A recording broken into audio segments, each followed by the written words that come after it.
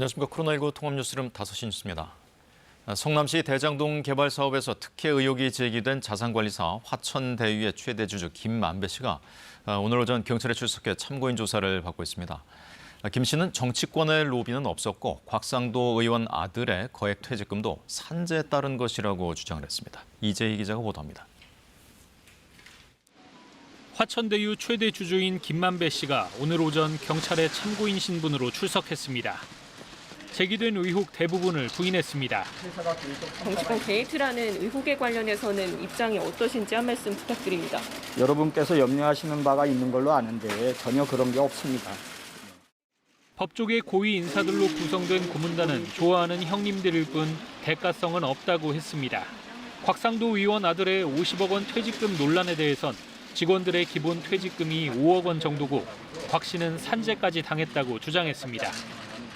프라이버시가 관련된 거라 말씀드리기 좀 곤란한데 그 산재를 입었어요. 그분이 산재를 입어가지고 그분이 대답하지 않는 한 제가 말씀드리기 어려운 부분이 있습니다. 경찰은 오늘 김 씨가 화천대유에서 거액의 회사 돈을 빌린 경위와 사용처 등을 집중적으로 조사할 전망입니다.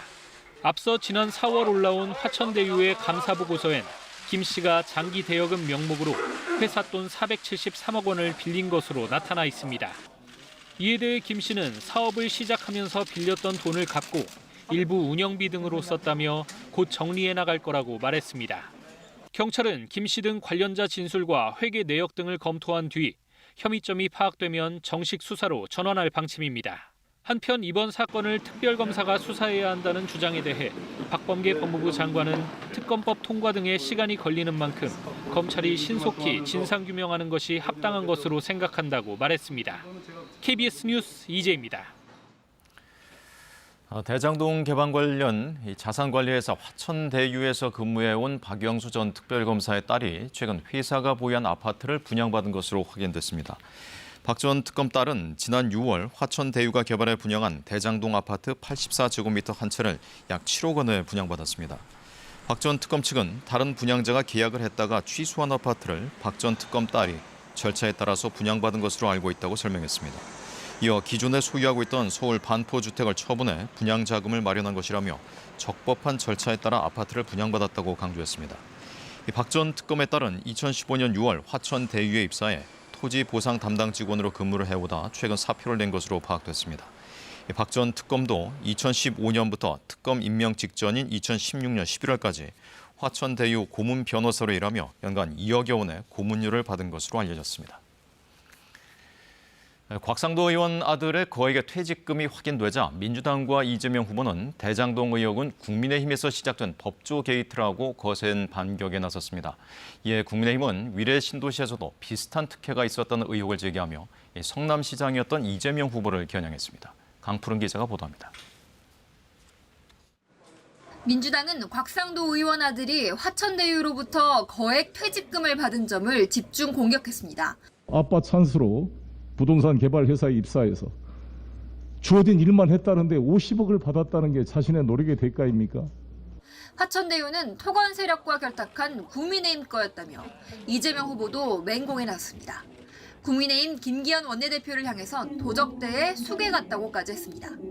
이 화천대유 토건 투기 세력한 이익 본 사람들이 누구예요? 다 국민의힘이지 않습니까? 하는 행동이 딱 도적대 그 자체입니다. 이재명 캠프는 곽상도 의원이 허위 사실을 유포했다면서 검찰에 고발했습니다. 반면 국민의힘은 위례 신도시에서도 비슷한 개발 특혜가 있었다는 의혹을 꺼내들었습니다. 가장 큰 공통부모는 이 두 사업 모두 그 당시 성남시장이 이재명 후보라고 하는 사실입니다.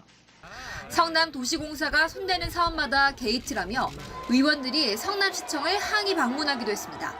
다만 여론 악화를 우려한 듯 당 지도부에선 반성의 목소리도 나왔습니다. 노력한 만큼 공정한 대우를 꿈꿨던 그리고 꿈꾸고 있는 보통의 청년들에게 박탈감을 준 부분에 대해 진심으로 사과드립니다. 김기현 원내대표는 곽 의원 아들의 거액 퇴직금을 언론 보도 이전에 알았던 것으로 알려졌습니다. 김 원내대표는 관련 제보를 받은 건 사실이지만 국민 정서에 맞지 않아 곧바로 조처하지 않았다고 설명했습니다. KBS 뉴스 강푸른입니다. 국회가 지난달 징벌적 손해배상제를 주요 내용으로 하는 언론중재법 개정안 처리를 미루고 한 달간 추가 논의를 해왔는데요. 국회 연결해서 현재 상황 알아보겠습니다. 네, 노태영 기자, 지난달 합의대로 이 언론중재법이 오늘 국회 본회의에서 처리되는 건가요? 네, 민주당과 국민의힘은 오늘 오전부터 모두 3차례나 만나서 언론중재법 상정 여부를 논의했는데 입장차를 좁히지 못했습니다. 조금 전부터는 다시 국회의장 주재로 여야 원내대표가 만나서 담판 중인데 극적인 합의가 나올 수 있을지는 여전히 미지수입니다. 언론중재법 처리가 불투명해지면서 오늘 오후 예정됐던 국회 본회의도 아직 열리지 못하고 있습니다. 역시 가장 쟁점은 징벌적 손해배상제입니다. 민주당은 언론 피해 구제를 위해서는 징벌적 손해배상제가 반드시 필요하다는 입장이지만 야당은 언론 자유 침해와 국제사회 우려 등을 들며 반드시 삭제해야 한다고 맞섰습니다. 당초 민주당은 오늘 야당과 합의가 이루어지지 않더라도 이 법안을 상정하겠다는 그런 계획이었죠. 네, 민주당은 오늘 처리하겠다 이렇게 공언을 해왔습니다. 오늘 아침 지도부 회의에서도 민주당 윤호중 원내대표는 오늘 처리 날짜는 한 달 전 확정된 것이다 이렇게 강조하기도 했습니다. 다만 내부적으로는 신중한 분위기가 읽힙니다. 대장동 의혹 관련 이슈를 놓고 민주당이 어제 오늘 야당의 적극적인 공세를 취하는 상황인데 굳이 언론중재법을 밀어붙이고 야당의 극심한 반발을 사서 전국 분위기를 바꿀 까닭이 없기 때문입니다. 문재인 대통령이 유엔 출장을 다녀오면서 언론중재법에 대한 여러 문제 제기를 충분히 검토할 필요가 있다고 한 점도 민주당으로서는 고려해야 하는 부분입니다. 지금까지 국회에서 전해드렸습니다. 다음 달부터는 12세에서 17세 청소년과 임신부도 백신 접종 대상에 포함됩니다. 또 최근 돌파 감염 사례가 잇따라 확인된 60세 이상과 의료진을 대상으로 우선 부스터샷, 즉 추가 접종을 하기로 했습니다. 오늘 발표된 4분기 백신 접종 계획을 정현욱 기자가 전해드립니다. 정부는 코로나19로부터 단계적으로 일상을 회복하기 위한 조건으로 고령층 90%, 성인 80%가 백신 접종을 완료해야 한다고 보고 있습니다. 다음 달 말까지 이 목표를 달성하기 위한 예방접종 4분기 시행 계획이 오늘 발표됐습니다. 우선 그동안 접종 대상에서 제외됐던 12세에서 17세 사이 소아청소년 277만여 명이 다음 달부터 포함됩니다. 16세부터 17세는 다음 달 5일부터, 12세부터 15세는 다음 달 18일부터 사전 예약이 시작됩니다. 백신 종류는 현재 소아청소년에 허가된 화이자 백신으로 1, 2차 접종 간격은 3주입니다. 고위험군 가운데 하나인 임신부도 최근 감염 사례가 증가함에 따라 접종 대상에 포함시키고 다음 달 8일부터 사전 예약을 시작합니다. mRNA 백신인 화이자와 모더나를 맞게 되며 임신 12주 미만인 경우 산모와 태아의 상태를 먼저 진찰받아야 합니다. 국외 사례에서 코로나19 예방접종은 임신부에게도 안전한 것으로 보고되어 있고 미국, 영국, 호주 등 각국에서 임신부의 접종을 공고하고 있습니다. 부스터샷 추가 접종 계획도 나왔습니다. 최근 돌파 감염 사례가 잇따라 확인된 60세 이상 고령층과 의료기관 종사자 등을 우선으로 다음 달부터 우선 접종하고 기본 접종을 완료한 뒤 6개월 이후부터 접종하기로 했습니다. 정부는 다음 달 둘째 주 이후 2차 접종 예정자에 대한 화이자 모더나 백신의 접종 간격도 기존 6주에서 4주에서 5주로 단축하겠다고 밝혔습니다. 특히 다음 달부터 신규로 1차 접종을 하는 사람은 화이자 3주, 모더나 4주 간격으로 2차 접종을 받게 됩니다. 한편 오늘 0시 기준 코로나19 신규 확진자는 2,383명으로 검사 건수가 적은 일요일 기준으로는 가장 많은 수치를 기록했습니다. KBS 뉴스 정은득입니다. 코로나19 백신 제약사인 화이자의 최고 경영자 앨버트 불라는 미국 ABC 방송에 출연해 1년 이내에 정상적인 생활에 복귀할 수 있을 것으로 생각한다고 말했습니다. 그는 데이터를 기다려봐야 하겠지만 가장 가능성이 높은 시나리오는 전 세계가 계속해서 새로운 변이를 볼 것이며 최소 1년을 지속하는 백신을 보유하게 돼 매년 재접종하는 것이라고 말했습니다. 일본 내 코로나19 확산세가 둔화되면서 도쿄 등에 내려졌던 긴급 사태가 전부 해제될 것으로 보입니다. 일본 정부는 이번 달 30일을 기한으로 전국 47개 광역자치단체 가운데 19개 지역에 발령 중인 코로나19 긴급사태를 전면 해제하는 방향으로 최종 조율 중이라고 NHK 방송 등이 보도했습니다. NHK는 일본 정부가 전문가로 구성된 분과회의 자문을 거쳐 내일 열리는 코로나19 대책본부에서 정식 결정할 것으로 보인다고 전했습니다. 소비 금액의 일부를 캐시백 형태로 돌려주는 상생소비지원금 제도가 다음 달부터 2달 동안 시행됩니다. 올 2분기보다 3% 이상 카드를 더 쓸 경우 초과 금액의 10%를 월 10만 원 한도에서 환급받을 수 있습니다. 이승훈 기자입니다. 코로나19로 위축된 소비를 살리기 위한 상생소비지원금 제도가 10월과 11월 2달 동안 시행됩니다. 대상은 신용카드나 체크카드 월 사용액이 올 2분기, 즉 4월에서 6월의 평균액보다 3% 이상 더 많은 사람입니다. 이럴 경우 3%를 초과한 금액의 10%를 현금처럼 쓸 수 있는 캐시백으로 환급해 줍니다. 예를 들어 2분기에 월 평균 100만 원을 쓴 사람이 다음 달에 130만 원을 써서 30만 원을 초과했다면 여기서 100만 원의 3%인 3만 원을 공제한 27만 원이 환급 대상액이 됩니다. 이 환급 대상액의 10%, 즉 2만 7천 원이 캐시백으로 지급되는 겁니다. 물론 카드를 아무리 많이 써도 환급액은 한 달에 최대 10만 원까지입니다. 골목 상권을 살리자는 취지에 맞게 대형마트나 백화점, 대형 종합 온라인몰, 또 신차 구입이나 유흥업종 등은 사용처에서 제외됐습니다. 다만 중대형 슈퍼마켓과 배달앱, 영화관과 놀이공원, 프랜차이즈 직영점까지 실적으로 인정해 줍니다. 대형 백화점, 대형마트 등 일부 업종은 제한을 했지만 소비지원금의 특성상 국민 편의도 함께 고려하여 사용처를 설정을 했습니다. 환급을 받기 위해선 9개 카드사 중 하나를 전담 카드사로 지정해 신청하면 됩니다. 다음 달 1일부터 신청이 가능한데 혼잡을 막기 위해 첫 일주일은 출생연도 뒷자리에 따라 오부제로 시행됩니다. 자신의 카드 사용액이나 환급 예상액도 카드사 홈페이지를 통해 확인할 수 있습니다. 캐시백은 사용월의 다음 달 15일에 전담 카드사의 카드로 자동 지급되며 유효기간은 내년 6월 30일까지입니다. KBS 뉴스 이승훈입니다. 총 부채가 350조 원에 달하는 중국 부동산 개발업체 헝다가 채무 불이행 위기에 빠진 가운데 오는 29일 500억 원대의 채권 이자 지급일을 또 맞습니다. 헝다는 모레 2024년 만기 도래 달러 채권의 이자 4,750만 달러, 우리 돈으로 약 559억 원을 내야 한다고 로이터 통신은 전했습니다. 헝다는 지난 23일에 투자자들에게 채권 이자를 제대로 주지 못한 채 임시로 사태를 봉합했는데 모레 또 한 차례의 유동성 고비를 맞게 됐습니다. 코로나로 월급이 밀리는 등 갑자기 형편이 어려워진 사람들을 꿰어서 4,000%가 넘는 살인적인 연이자를 받아 챙긴 일당이 경찰에 붙잡혔습니다. 이 빚을 갚으려고 47차례나 대부업체에 돈을 빌려서 돌려막기를 한 사람도 있었습니다. 장성길 기자가 보도합니다. 돈이 급했던 30대 A씨는 지난 6월 인터넷 대부업체에서 돈을 빌렸습니다. 10만 원을 빌리면 엿새 뒤 18만 원을 갚는 조건입니다. 상환일을 넘기자마자 빚 독촉과 협박 전화, 메시지가 빗발쳤습니다. A씨는 다른 곳에서 47차례나 대출을 받아 돌려막았지만 빚은 2달도 안 돼 2천만 원으로 불어났습니다. 대부업체들은 10만 원에서 50만 원까지 소액을 빌려준 뒤 연이자로 치면 4,000%가 넘는 이자를 받아 챙겼습니다. 경찰 조사 결과 일당은 이런 식의 불법 대출을 시행해 지난해 6월부터 최근까지 2억 5천만 원 상당의 부당이익을 챙긴 것으로 확인됐습니다. 지금까지 확인된 피해자는 240명이 넘습니다. 코로나가 터지고 나서 회사 비자가 3개월 동안 밀려있던 상태였고요. 저도 납부를 해야 될 거는 많은데 대출을 하려고 해도 계약직이고 프리랜서다 보니 이들은 경찰 수사에도 치밀하게 대비했습니다. 한 달 내지 한 달 보름 그 단위로 모든 자료들의 어떤 통신 내역이라든지 주고받은 문자 메시지는 일체 삭제를 하고 또 대포폰을 그때 또 대포폰을 바꿔서 사용하고 그렇게 범행했습니다. 경찰은 2명을 구속하고 유사한 피해를 보았을 경우 가까운 경찰서에 즉시 신고해 줄 것을 당부했습니다. KBS 뉴스 장성길입니다.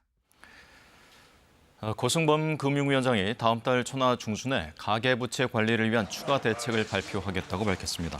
고 위원장은 서울중구은행회관에서 열린 전문가 간담회에서 대책의 핵심은 대출 상환 능력 평가의 실효성을 높이는 방향이 될 것이라고 말했습니다. 고승범 금융위원장은 특히 가계부채 총량 관리의 시계를 내년 이후까지 확장하고 효과가 나타날 때까지 강도 높은 조치를 지속적, 단계적으로 시행하겠다고 밝혔습니다. 고 위원장은 그러나 전세 자금 대출의 경우 여러 방안을 보고 있다면서도 실수요자가 피해를 보는 것은 피해야 하니 신중히 고려하겠다고 말했습니다. 전남 여수의 한 아파트에서 30대 남성이 위층에 사는 이웃의 흉기를 휘둘러 2명이 숨지고 2명이 크게 다쳤습니다. 경찰에 붙잡힌 30대 남성은 층간소음 때문에 화가 나서 범행을 저질렀다고 말했습니다. 정아람 기자의 보도입니다. 전남 여수의 한 아파트입니다. 오늘 0시 30분쯤 이 아파트 8층에 사는 30대 A씨가 위층에 사는 일가족 4명에게 흉기를 휘둘렀습니다. 40대 부부는 현장에서 숨졌고 이 부부와 함께 살던 60대 부부는 크게 다쳐 병원으로 옮겨졌습니다. 10대 자매는 방 안에 있어 화를 면했습니다. A씨는 범행 직후 경찰에 전화를 걸어 자수했고 자신의 집에 머무르다 붙잡혔습니다. 경찰 조사에서 A씨는 층간소음 때문에 화가 나 범행을 저질렀다고 말했습니다. 경찰은 A씨가 쿵쿵대는 발소리가 들려 위층에 올라갔고 말다툼을 벌이다 화가 나 가지고 있던 흉기를 휘둘렀다고 진술했다고 밝혔습니다. A씨는 지난 17일에도 층간소음에 시달리고 있다며 경찰에 신고한 적이 있는 것으로 전해졌습니다. 경찰은 A씨를 상대로 추가 조사를 한 뒤 살인 혐의 등으로 구속영장을 신청할 방침입니다. KBS 뉴스 정아람입니다. 의정부 교도소에서 입감 대기 중에 달아났던 20대 절도 피의자가 도주 28시간 만에 경찰에 자수했습니다. 도주 당시 검찰이 신병 관리를 하고 있었는데 이 피의자가 도주한 지 30분이 지나서야 경찰에 신고를 한 것으로 드러났습니다. 윤나경 기자의 보도입니다. 절도 혐의로 기소돼 의정부 교도소에서 입감 대기 중 도주한 20대 A씨. 결국 어젯밤 8시 20분쯤 경기 하남경찰서에 찾아와 도주 28시간 만에 자수했습니다.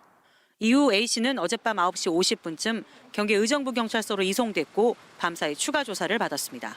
조사 과정에서 도주 당시 A씨의 신병을 관리하고 있던 검찰이 사건이 발생하고 30분이 지난 뒤에야 경찰에 신고를 한 사실이 파악됐습니다. 또 A씨가 스스로 한쪽 수갑을 푼 뒤 인근 공사장에서 공구를 구해 수갑을 절단했고 경기 동두천 지인의 집에 있는 전기 자전거를 이용해 서울까지 도주한 사실도 드러났습니다. 경찰은 어제 오후쯤 A씨가 서울에서 아버지와 만났고 이후 아버지의 설득 끝에 자수한 것으로 보고 있습니다. 경찰 조사 과정에서 A씨는 이미 전과가 있는 상태에서 추가 구속돼 재판을 받게 된다는 사실이 두려워 도주했다고 진술한 것으로 파악됐습니다. 앞서 A씨는 그제 오후 3시 반쯤 의정부 교도소 내에서 코로나19 검사를 위해 대기하던 중 수갑을 찬 채 달아났습니다. 다음 날 자수하기 전까지 경찰은 150여 명의 인력을 투입해 인근 지역을 수색했지만 찾지 못하는 상황이었습니다. A씨는 이미 절도 혐의로 기소돼 의정부지법에서 재판이 진행 중이었는데 여러 차례 불출석해 구속영장이 발부된 상태였고 또 다른 절도 혐의로 A씨를 검거했던 경찰이 이미 구속영장이 발부된 사실을 알고 신병을 검찰에 넘겼던 것으로 확인됐습니다.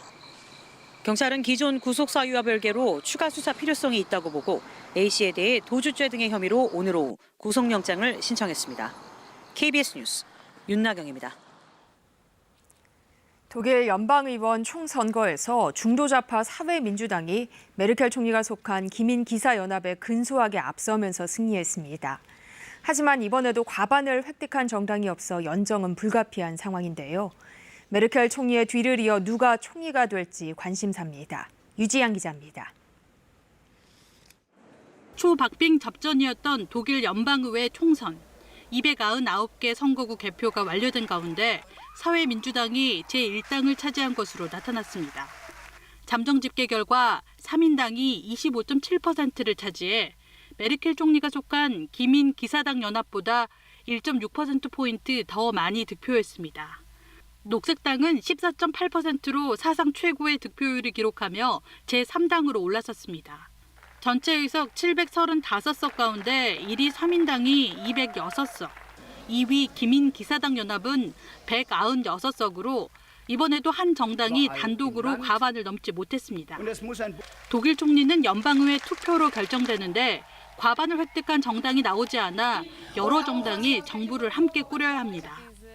선거가 끝난 후 3인당과 기민기사연합 모두 연정 구성에 나서겠다고 밝힌 상황. 의석 과반을 맞추려면 3개 정당이 연합해야 해 연립정부 구성에 더욱 난항이 예상됩니다.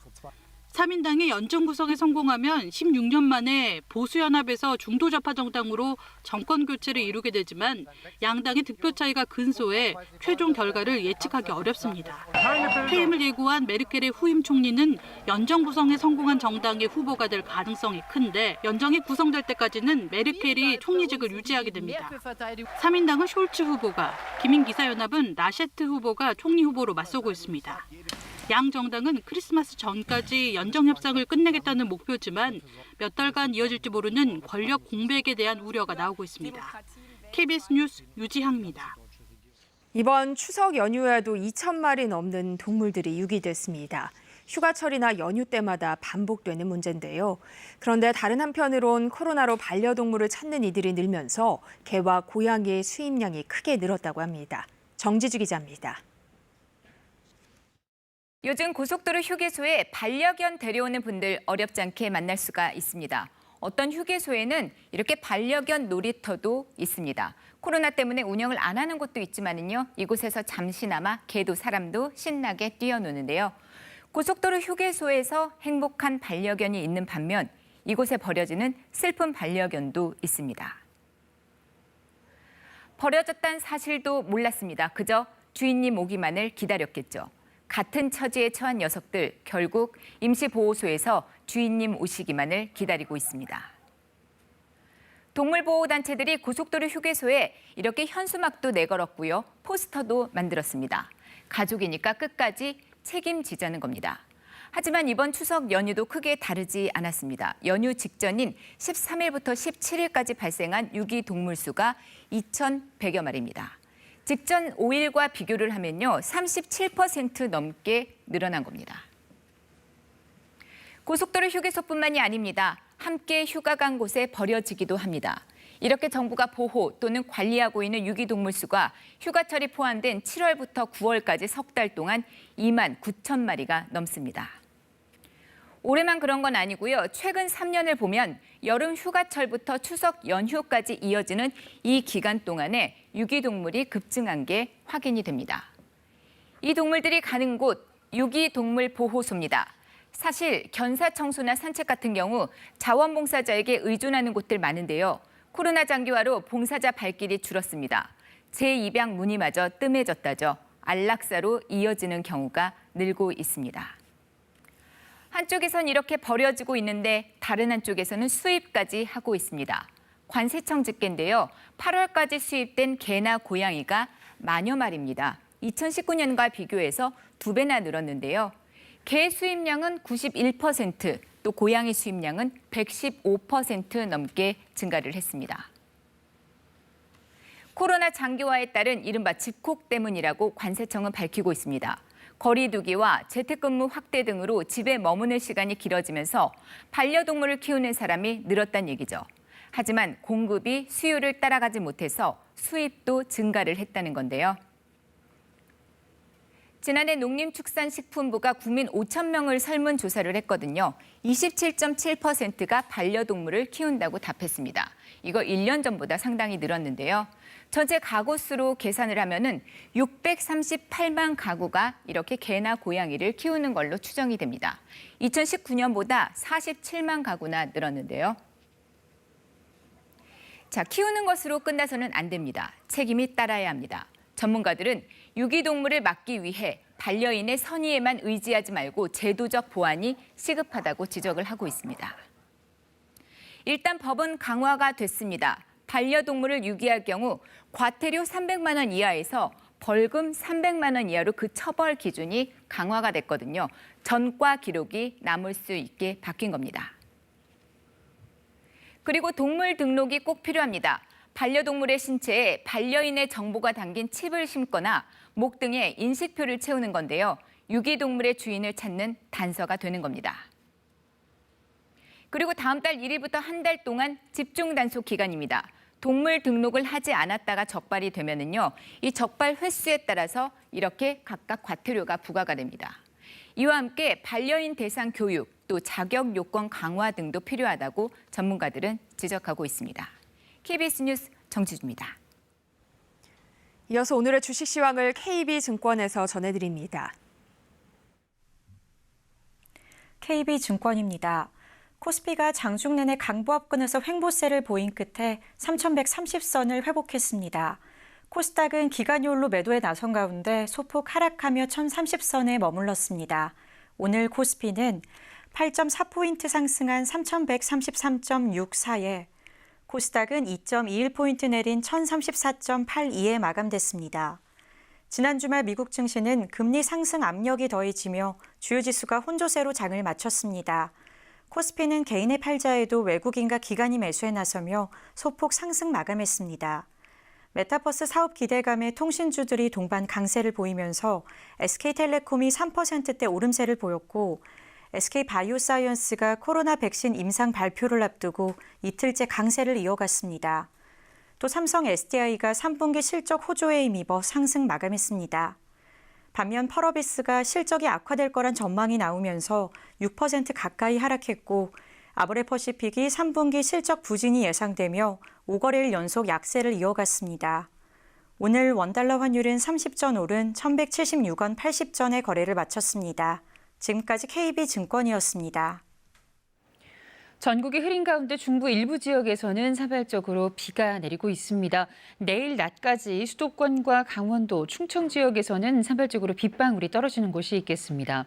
이후에는 비 예보가 있습니다. 내일 오후부터 비가 내릴 텐데요. 내일 오후에 인천과 경기 서해안에서 비가 시작돼 밤에는 수도권과 강원 중북부, 충청 북부 지역까지 비가 확대되겠고요. 모레는 전국 대부분 지역에 비가 내리겠습니다. 따라서 내일 오후부터 모레까지 중부 지방에서는 최고 80mm, 남부와 제주도, 울릉도, 독도에서는 5에서 30mm가량의 비가 예상됩니다. 내일 아침 기온입니다. 서울, 광주 19도, 청주와 대구 18도 등으로 오늘보다 조금 높겠습니다. 낮 최고 기온은 서울과 대구가 24도, 청주 25도, 광주 27도 등으로 오늘보다 조금 낮겠습니다. 바다의 물결은 남해 먼바다, 서해 먼바다에서 높게 일겠습니다. 남부지방에서는 목요일 오전까지 비가 이어질 것으로 보입니다. 날씨였습니다. 코로나19 통합뉴스룸은 7시 뉴스에서 이어집니다. 시청해주신 여러분 고맙습니다.